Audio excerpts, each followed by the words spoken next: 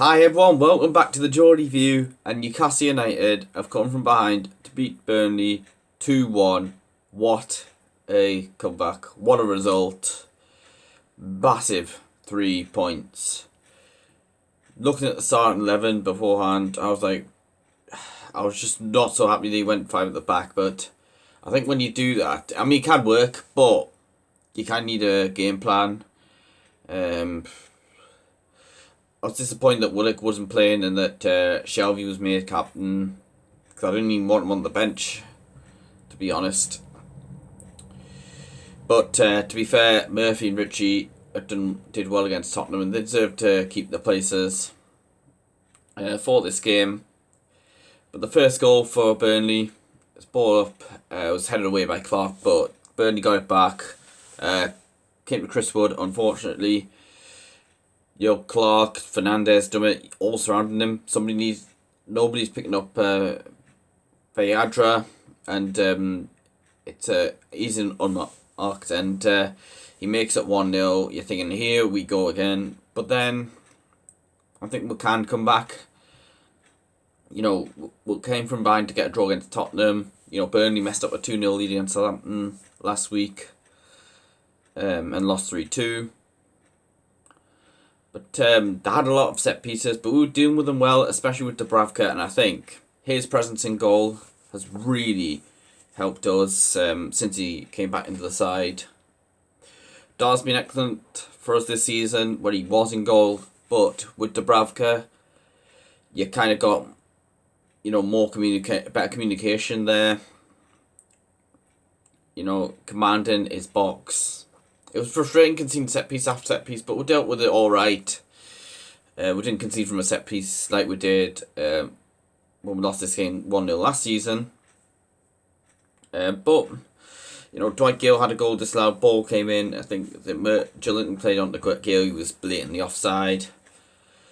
But then we probably should have had a penalty when I think Gale had a shot saved. Ball came out. Sean Longstaff's going in for the header.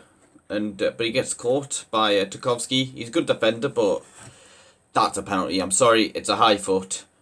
It was accidental, but VAR. I mean, the guys in VAR have had a nightmare this weekend. But to be fair, the teams that have been messed over eventually went on to win. You look at Wolves against Fulham when they had the goal disallowed because Podence's armpit was offside, and Liverpool, I think was it because Yotta's sleeve was offside when they played Villa, but they both went and won on to win, and so did we. But then Steve Bruce does actually make his changes early with Saint-Maximin and Wilson. I was hoping Saint-Maximin would be able to start, but then again Murphy and Ritchie have earned their places, and he brings on Callum Wilson. I suppose if he's only fit enough for an hour, the problem you've got is if you start him, but then you take him off after an hour, right, and say we're losing the game, or we're drawing it, everyone's like, why are you taking off? We're chasing the game. But Saint-Maximin, what a difference he made. First up, he got the ball, took on the Burn defence, did fantastically, then played it back to Jacob Murphy, who just fires it home for 1-1. Cracking strike from him. The lad definitely deserves more chances. Against Villa, excellent when he came on. It was excellent against Spurs. He took that goal brilliantly. For me, we need to get him a new contract. It's running out at the end of the season. I'd give him a 2 or 3 year new deal. Because, yes, he's a set when he's in good form, but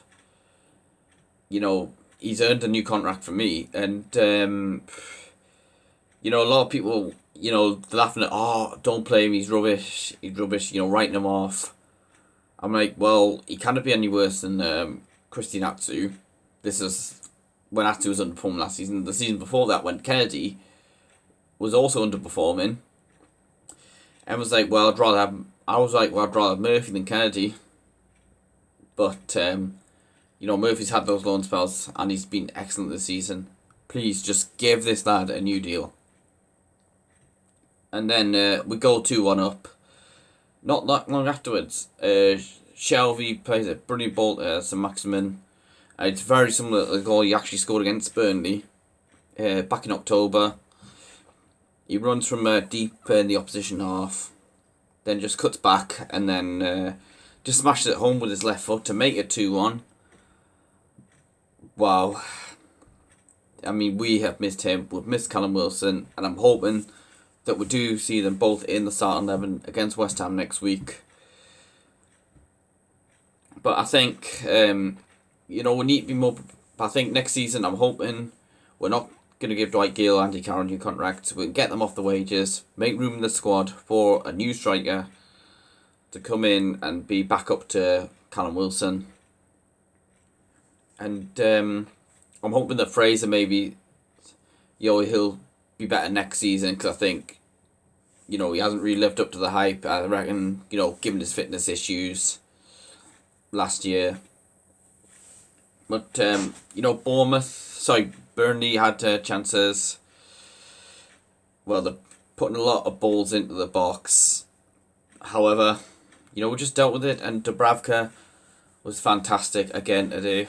Just catching a lot of crosses.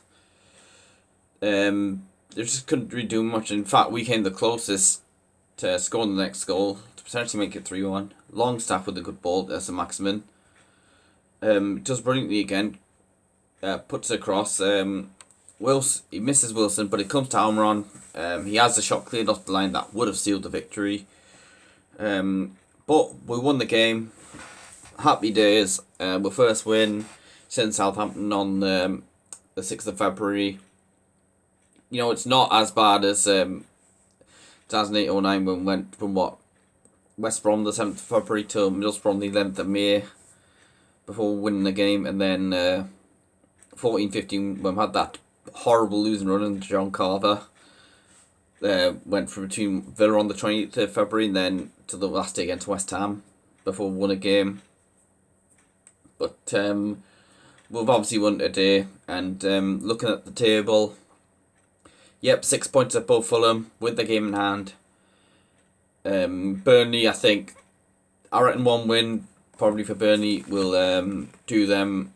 They'll do for their safety. I can't see them going down despite obviously having two results that will really hurt them.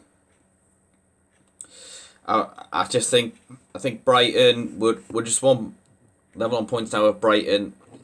Obviously they play tomorrow against Everton. I'm hoping Everton win that game, and then we've got a chance potentially to overtake Brighton and Burnley, maybe Southampton, because I think Burnley and Southampton are level on points. I know Southampton play West Brom on Monday as well.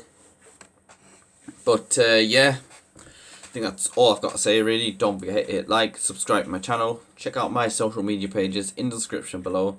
Thank you for watching, and I'll see you later.